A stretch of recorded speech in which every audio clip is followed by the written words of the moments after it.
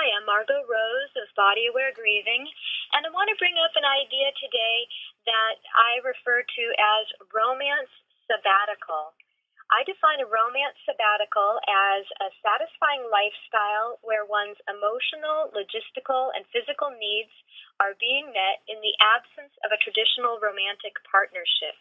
And I'm not saying that I have this lifestyle of romance sabbatical entirely figured out, but I think there's a need for more options, lifestyle options that people can enjoy other than being married and partnered, which I support people who are in those relationships or working on those relationships.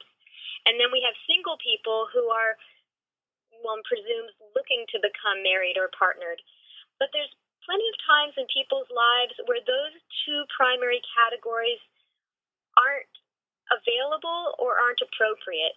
There's times when someone's just gone through a divorce or a romantic breakup, and potentially it would be better for them to take a period where they're in, say, a romance sabbatical, where they're working on making sure their lives are fulfilling and satisfying and their needs are met even before they can put themselves out there and try to find another partnership that's going to meet their needs in a romantic way.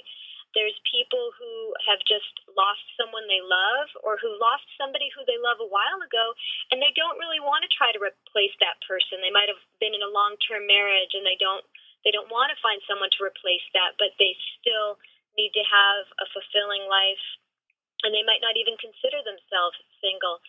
There's people who have been dating for a while and have been searching for romantic partnerships that, presumably for whatever reason, they haven't succeeded at that goal, and they might want to break from feeling that they're striving towards a system of life that hasn't been gratifying for them despite whatever effort they've put into their dating lifestyle. So I'm hoping we can continue to formulate these ideas of how we can have people be happy whether or not they're in or pursuing this one-on-one partnership.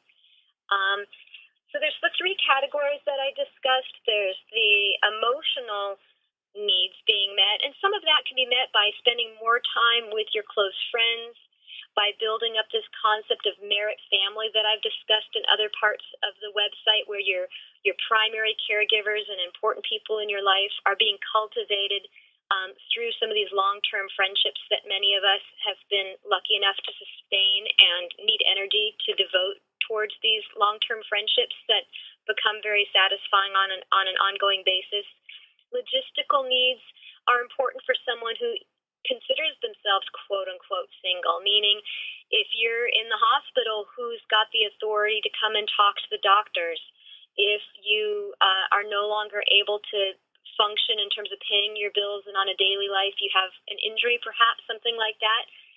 Sometimes a family member can come in and do that, and for some of us, we no longer have enough family members who are capable of stepping in. They're either not local, they're no longer living, or they might not just have the skills or the time they need. So logistically, a person who wants to be satisfied outside of a traditional romantic partnership would need to think about some of these details.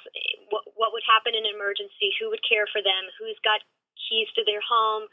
Who knows their schedule well enough to know whether or not, if they don't show up somewhere for 2 or 3 days, who's intimate enough within your lifestyle on a daily basis that they would know that, and they would know that you might be needing some care and to look into that kind of situation.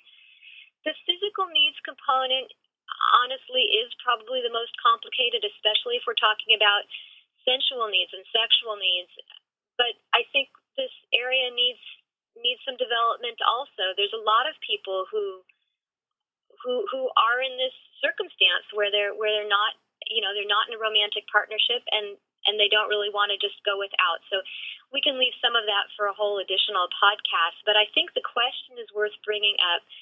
Can't we open up the range of ways that people are living that are a little bit more than either just single in some version of single or married in some version of married? And can we open up this other section of living as a lifestyle so that more of us can feel like we fit in somewhere and like we're calm and well taken care of in our existing lifestyles, whether or not we have that romantic partnership right now? So just a moment to bring up this idea, and we'll be coming back to it more. And I would definitely love to hear people's suggestions and ideas. So just something to start with. This is Margot Rose of Body Aware Grieving.